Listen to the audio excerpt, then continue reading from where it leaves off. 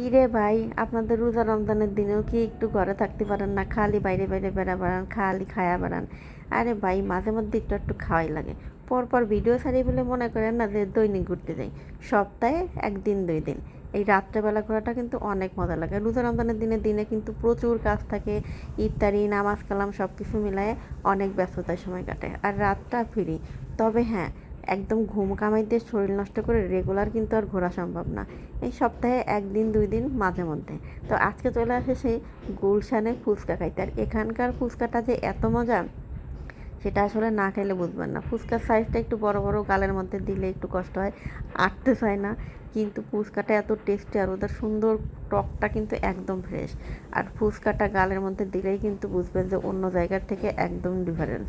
আর এই যে টক দই, আড়ংয়ের টক দই মানে ব্র্যান্ডের টক দই দিয়ে কিন্তু ওরা হচ্ছে দই ফুচকা বানায়। আর টক দই দিয়ে কিন্তু ফুচকাটা বানাচ্ছে না সরাসরি, টক দইয়ের সাথে কিন্তু আরও জিনিস আছে।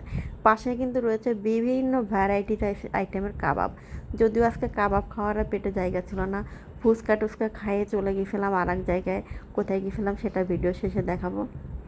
তারপরে ভাবছিলাম যেহেতু 4টা পর্যন্ত খোলা থাকে এসে কাবাব খাবো, কিন্তু ওই যে ভাই, রোজা রমজানের দিন মনে হয় যেন অনেক খাইতে পারবো, কিন্তু একটা জিনিস খাওয়ার পরেই পেট ঠুস হয়ে যায়, তারপরে আর পেটে জায়গা থাকে না।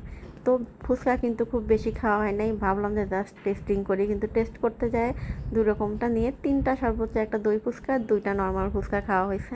আর আমরা ছিলাম 6 জন, বাচ্চা কাচ্চা সহ 6 জন লোক ছিলাম, যার কারণে হচ্ছে খুব বেশি পরিমাণে কিন্তু খাই নাই, খুবই সামান্য পরিমাণে খাইছি। কিন্তু মনে হচ্ছিলো আরও বেশি খাই, কিন্তু আমাদের আরও কয়েকটা খাওয়ার প্রোগ্রাম থাকার কারণে বেশি খাই নাই, জাস্ট টেস্ট করে আসছে। আর দেখেন কত টক দই, এখানে 10 কেজি টক দই, তার মধ্যে হচ্ছে চিনি দিবে, লবণ দিবে, আরও মশলা দিয়ে দিয়ে দইটা রেডি করবে। আর দেখেন ফুচকাটা দেখতে কতটা লোভনীয়, খেতেও কিন্তু অসম্ভব মজা। নর্মালি আমি দই ফুচকা কিন্তু আরও কয়েকটা জায়গা থেকে খাইছি, কিন্তু এখানকার দই ফুচকাটা কিন্তু অনেক মজা ছিল। আর উপরে কিন্তু একদম ক্রিস্পি চানাচুরটা দেওয়া ছিল। আর দইটা কিন্তু অনেক সময় দই ফুচকা খাইতে গেলে দইটা ফেলে ফেলে দিয়ে খাই, আর এটা দইটাও অনেক টেস্ট ছিল। আর রঙের দই তো টেস্ট হবে সেটা তো সবারই অলমোস্ট জানা আছে। তার সাথে আবার একটু চিনি অ্যাড করে মিষ্টি করে নিছে, মানে হালকা মিষ্টি, এটা কিন্তু অতিরিক্ত মিষ্টি না, যে দেখেন চিনিটা মিক্সড করতেছে।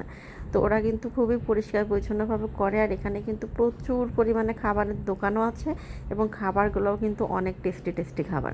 তো এই যে দইটার গলানো দেখে কিন্তু দেখতেই পাচ্ছেন যে দইটার থিকনেসটা কতটা সুন্দর।